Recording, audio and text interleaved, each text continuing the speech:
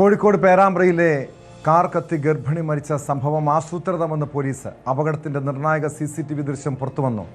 പമ്പിൽ നിന്ന് യുവതി കന്നാസിൽ ഇന്ധനം വാങ്ങുന്നതാണ് ദൃശ്യം. ഈ ദൃശ്യങ്ങളിലുള്ളത് സോന ആണെന്നാണ് സംശയം.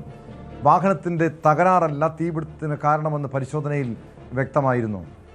തീ പടർന്നത് എഞ്ചിൻ നല്ലെന്നും മോട്ടോർ വാഹന വകുപ്പിന്റെ പരിശോധനയിൽ ബോധ്യമായി. കാറിൽ പെട്രോളുമായി പോകവെയായിരുന്നു തീപിടുത്തമെന്നാണ് സൂചന. വിവരങ്ങളുമായി MS അനീഷ് കുമാർ ചേരുന്നുണ്ട്. അനീഷ്, ഈ സോനയുടെ കുടുംബം കഴിഞ്ഞ ദിവസം ദുരൂഹത ആരോപിച്ചിരുന്നു. ഇത് ആസൂത്രിതമായിട്ടുള്ളൊരു കൊലപാതകമാണെന്ന് സംശയമായിരുന്നു. പക്ഷേ ഈ CCTV ദൃശ്യങ്ങളിൽ ഒരു യുവതി, അതായത് സോന തന്നെയാണ് ആ പമ്പിൽ നിന്നും ഇന്ധനം വാങ്ങിയതെന്ന് കണ്ടെത്തിയിട്ടുണ്ടോ? പക്ഷെ അവിടെ ഈ ഭർത്താവിലേക്കായിരുന്നല്ലോ ഒരു സംശയം നീങ്ങുന്നത്. ഭർത്താവ് കൊലപ്പെടുത്തിയതാകാമെന്ന സംശയം ഉൾപ്പെടെ ഉന്നയിക്കുന്നുണ്ട്. പക്ഷെ അങ്ങനെയാണെങ്കിലും ഈ സോന എന്തിനത് വാങ്ങി, ഈ ഇന്ധനം വാങ്ങി? അതിന് പിന്നിൽ മറ്റേതെങ്കിലും രീതിയിലുള്ളൊരു സംശയം പോലീസിനുണ്ടോ? എന്തെങ്കിലും സൂചനകളുണ്ടോ?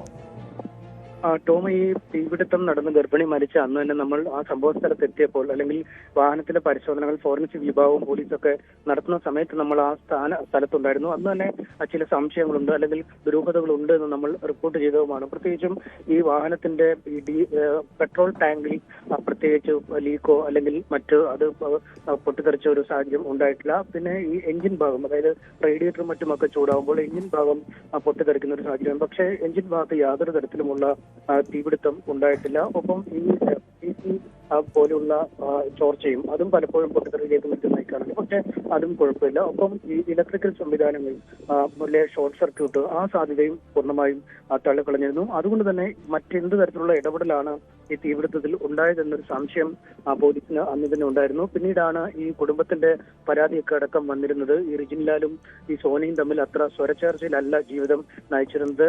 റിജിൻലാൽ വലിയ തോതിലുള്ള പീഡനങ്ങൾക്ക് ഈ യുവതിയെ വിധേയമാക്കിയെന്നും മറ്റു ഒരു സ്ത്രീയുമായി അയാൾക്ക് ബന്ധമുണ്ടായിരുന്നെന്നും അടക്കം സോനയ്ക്ക് സംശയമുണ്ടായിരുന്നു. ഇതേ ചൊല്ലി അവരുടെ ദാമ്പത്യത്തിൽ അസ്വാരസ്യങ്ങൾ ഉണ്ടായിരുന്നെന്നും മനസ്സിലാക്കാൻ കഴിഞ്ഞു.